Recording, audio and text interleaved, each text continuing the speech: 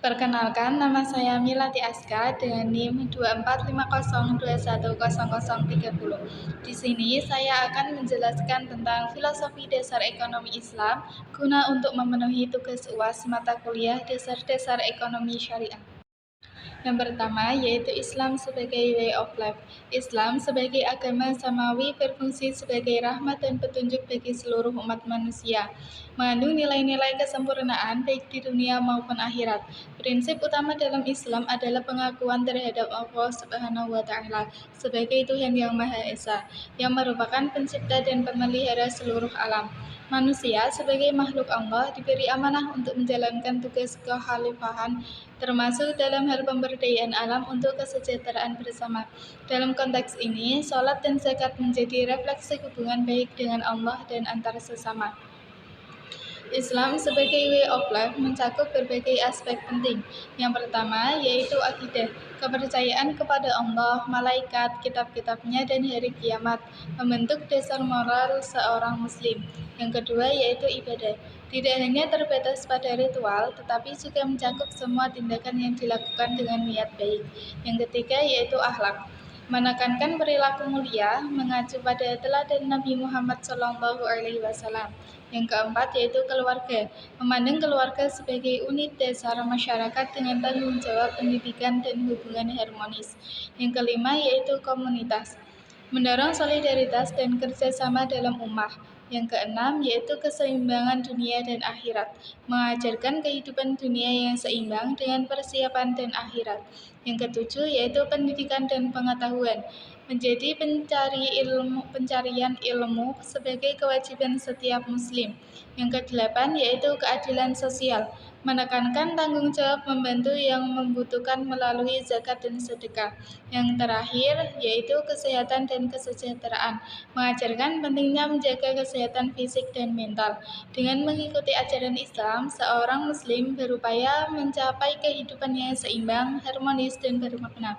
Konsep Islam sebagai way of life memberikan kerangka kerja untuk menjalani kehidupan yang selaras antara kebutuhan duniawi dan spiritual, serta berkontribusi positif terhadap masyarakat. Penerapan ajaran Islam yang komprehensif membantu umat muslim menghadapi tantangan zaman dengan lebih baik. Selanjutnya yaitu definisi ekonomi Islam. Pengertian ekonomi Islam. Ekonomi secara umum adalah studi tentang pemanfaatan sumber daya untuk memenuhi kebutuhan manusia. Ekonomi Islam di sisi lain adalah sistem ekonomi yang berlandaskan pada nilai-nilai Islam sebagai pedoman hidup yang diwahyukan kepada Nabi Muhammad oleh Allah Subhanahu wa taala. Beberapa pendapat ahli tentang ekonomi Islam yaitu: menurut Quraishi Ahmad, ekonomi Islam adalah usaha sistematis untuk memahami masalah ekonomi dan perilaku manusia dalam perspektif Islam. Selanjutnya yaitu menurut Muhammad Abdul Manan, ekonomi Islam memberikan solusi atas permasalahan ekonomi dengan nilai-nilai Islam. Menurut S.M. Hasanuzam, ekonomi Islam adalah aplikasi ajaran Islam yang mencegah ketidakadilan dan eksploitasi dalam transaksi. Secara umum, ekonomi Islam bertujuan untuk menciptakan kesejahteraan manusia baik di dunia maupun di akhirat. Selanjutnya yaitu keberadaan ekonomi Islam. Ekonomi Islam hadir sebagai solusi untuk masalah ekonomi dalam masyarakat, bukan sebagai pengganti sistem yang ada sebelumnya. Berdasarkan Al-Quran dan hadis, Nabi Muhammad telah menunjukkan praktik ekonomi yang baik, seperti kejujuran dalam transaksi dan larangan riba.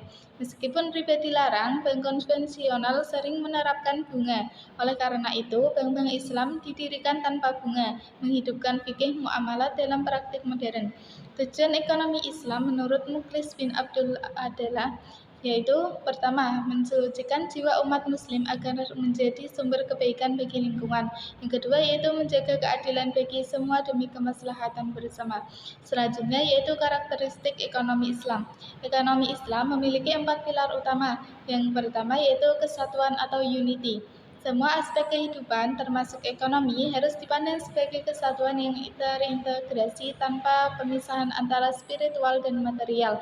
Selanjutnya yaitu keseimbangan atau equilibrium, menekankan keseimbangan antara kepentingan individu dan masyarakat serta keberlanjutan sumber daya. Selanjutnya yaitu kebebasan atau free will, memberikan ruang bagi bagi individu untuk berinovasi dengan tanggung jawab sosial dan etika. Yang terakhir yaitu tanggung jawab atau responsibility. Setiap individu memiliki tanggung jawab moral dan sosial untuk bertindak adil dan berkontribusi positif bagi masyarakat. Dengan karakteristik ini, ekonomi Islam berupaya menciptakan sistem yang adil dan berkelanjutan. Selanjutnya yaitu masalah dasar ekonomi Islam. Problematika sistem ekonomi Islam di Indonesia. Meskipun ada dukungan masyarakat, pengembangan ekonomi Islam menghadapi beberapa tantangan. Yang pertama yaitu mensyariatkan bank syariah. Banyak orang masih menganggap bank syariah sama dengan bank konvensional karena adanya keraguan terhadap produk dan operasionalnya yang dianggap mirip dengan riba. Yang kedua yaitu persepsi yang salah mengenai ekonomi Islam. Ekonomi Islam sering dianggap hanya untuk umat muslim, padahal lembaga keuangan syariah terbuka untuk semua dan bertujuan mencapai keadilan sosial. Yang ketiga yaitu kualitas sumber daya manusia. Kualitas sumber daya manusia yang rendah dalam ekonomi Islam menghambat penerapan sistem ini. Pendidikan yang lebih baik dan fokus pada ekonomi Islam diperlukan untuk meningkatkan kualitas sumber daya manusia. Yang keempat yaitu keberadaan lembaga keuangan Islam. Jumlah lembaga keuangan syariah di Indonesia masih rendah dibandingkan lembaga konvensional yang mengakibatkan kurangnya pemahaman masyarakat tentang ekonomi Islam. Selanjutnya yaitu solusi problematika sistem ekonomi Islam di Indonesia. Meskipun perbankan syariah menghadapi berbagai tantangan, terdapat sejumlah peluang untuk berkembang. Berikut adalah beberapa solusi yang dapat diterapkan untuk mendukung perkembangan perbankan syariah di Indonesia. Yang pertama yaitu korelasi institusi pendidikan. Pengembangan sumber daya manusia yang kompeten sangat bergantung pada institusi pendidikan. Diperlukan lebih banyak lembaga pendidikan yang fokus pada perbankan syariah untuk mencetak tenaga kerja profesional dan terampil, guna memenuhi kebutuhan sektor ini yang terus berkembang. Yang kedua yaitu perhatian dari pemerintah. Pemerintah perlu memberikan pemahaman kepada masyarakat yang skeptis terhadap ekonomi syariah. Penerapan ekonomi syariah tidak hanya bermanfaat bagi umat Islam, tetapi juga dapat menarik investor asing, terutama dari negara dengan kekayaan melimpah. Yang ketiga yaitu perlihatkan peran nyata ekonomi syariah. Praktik perbankan syariah yang adil dapat meningkatkan kesejahteraan masyarakat, terutama bagi kelompok menengah bawah. Melalui instrumen sosial seperti zakat dan sedekah, sektor keuangan syariah dapat membantu mengatasi masalah ekonomi sosial. Yang keempat yaitu implementasi mata uang dinar dan dirham. Menggunakan mata uang emas dinar dan perak atau dirham dapat mendukung pertumbuhan ekonomi syariah yang stabil, menghindari praktik riba dan spekulasi. Yang kelima yaitu office network. Pengembangan jaringan kantor bank syariah sangat penting untuk memperluas jangkauan layanan. Peningkatan jumlah bank syariah dan pembukaan cabang dapat meningkatkan efisiensi dan daya saing. Yang keenam yaitu implementasi regulasi yang tegas. Pemerintah perlu menerapkan regulasi yang sistematis untuk mengawasi kegiatan perbankan syariah, memastikan kepatuhan terhadap prinsip syariah. Yang ketujuh yaitu peningkatan mutu sumber daya manusia. Kualitas sumber daya manusia yang profesional dan kompeten sangat penting. Diperlukan pelatihan yang lebih baik dan mendalam untuk memastikan penggerak bisnis syariah memiliki pemahaman yang kuat tentang prinsip syariah dan bisnis. Yang kedelapan yaitu edukasi masyarakat. Pelatihan dan sosialisasi mengenai sistem bank syariah harus dilakukan untuk meningkatkan pemahaman masyarakat tentang keunggulan dan mekanisme operasionalnya. Edukasi ini penting untuk meningkatkan pangsa pasar perbankan syariah yang saat ini masih rendah.